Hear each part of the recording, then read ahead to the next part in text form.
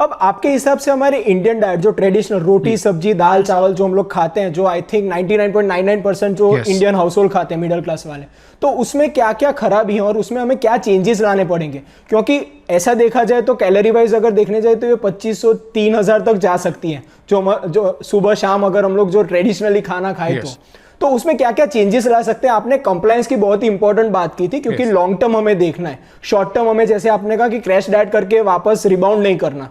तो ऐसे long term test और कंप्लायंस वाइज कैसे हम लोग अपना जो ट्रेडिशनल डाइट है उससे हम लोग ये हेल्थी डाइट पर स्विच कर सकते हैं? देखिए, सबसे ज़्यादा जो कैलोरीज आती हैं वो फैट सोर्सेज से आती हैं। 1 ग्राम फैट में लिटरली आपकी 9 कैलोरीज हो जाती हैं, मोटा मोटा पकड़ के धरे आपके। तो अगर आप सिर्फ अपने खाने में से फैट को कट डाउन करें तो ऑटोमेटिकली आपकी कैलोरीज कट डाउन हो जाती विदाउट कॉम्प्रोमाइजिंग ऑन टेस्ट। क्योंकि देखिए, खाना तो मैं भी वही खा रहा हूँ, राइस ही खा रहा हूँ और पनीर पुलाव खा रहा हूँ, या कभी किसी दिन पनीर की सब्जी खा ली, रोटी भी खा लेता हूँ मैं, ऐसा कुछ नहीं है। जिस दिन राइस खाने का मन नहीं हुआ उस दिन रोटी। So I am also eating traditional food, but ये है कि मेरा रोज़ का वैरायटी नहीं है कि सुबह कांदा पोहा खा लिया फिर दिन में ये खा लिया वो खा लिया। 50 फूड नहीं है मेरे, दिन के 3 या 4 सिंपल फूड आइटम्स रहते हैं जो महीनों महीनों तक मैं वही रिपीट करता हूँ, राइट। और जब बोर हो जाता हूँ देन आई चेंज। तो वो थोड़ा सा उसमें क्या हो जाता है कि एक गेस वर्क कम हो जाता है, डिसिप्लिन थोड़ा सा आ जाता है, and then you don't have to I don't wake up surprised, my body stays the same. I go to the loo every day at the same time. I wake up at the same time, sleep at the same time.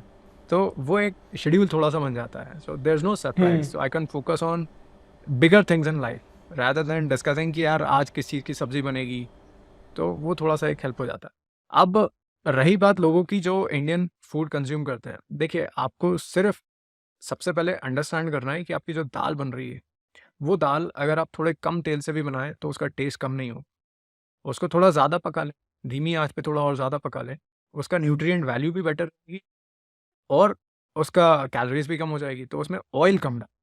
जितना ज़्यादा आप उसमें oil डालेंगे, जितनी ज़्यादा आंच पे आप पकाएंगे, उतने ज़्यादा एक तो उसके कैलोरी डेंस होता चला जाएगा, दूसरा फिर उसमें ROS जो अपने रिएक्टिव ऑक्सीडेटिव स्पीशीज़ होती है, तो वो सारी चीज़ें बढ़ती जाती हैं जितना आप टेम्परेचर बढ़ाते चले जाते हैं. तो जल्दी जल्दी खाना बनाने का और जल्दी ज़्यादा उसमें ढेर सारा ऑयल डालने का ये जो कल्चर है, this culture is very destructive. इससे हम मूव करेंगे. तो जो आप दाल चावल खा रहे हो ना, वो दाल चावल खा सकते हो, उसमें कोई प्रॉब्लम नहीं है. 100 ग्राम दाल आप खाओ, उसमें आपको 20-22 ग्राम प्रोटीन मिल रहा है. शाम को आप पनीर खा लो, 100-200 ग्राम पनीर की एक सब्जी खा लो, तो वहाँ से आपको 60 ग्राम प्रोटीन मिल गया. अब लोग बोलते हैं मुझे बॉडी बिल्डर नहीं बनना है. ठीक है, बॉडी बिल्डर मत बनो आप. आपकी बॉडी की एक मिनिमम रिकमेंडेड गाइडलाइन है कि भाई 1 ग्राम पर किलोग्राम ऑफ बॉडी वेट आपका प्रोटीन मिलना चाहिए. अगर पहले 10 ग्राम प्रोटीन खा रहे थे, कोशिश करो 50 ग्राम, वो भी आपके लिए बेनिफिशियल होगा, राइट. और फिर बाकी की सारी चीज़ें धीरे धीरे धीरे धीरे आप एजुकेट अपने आप को करो, न्यूट्रिशन के बारे में सीखो, थोड़ा बहुत चलना स्टार्ट करो. कोई जिम नहीं जाना है कोई दिक्कत नहीं है, आप वॉक करो 10,000 स्टेप्स करके. अगर बोर हो गए हो तो एक बार में नहीं हो रहे तो हर घंटे 5 मिनट 2 मिनट वॉक करो, 3,000 स्टेप्स करो, 4,000. बेसिकली आपको एक्सट्रीम करने की कुछ ज़रूरत नहीं है.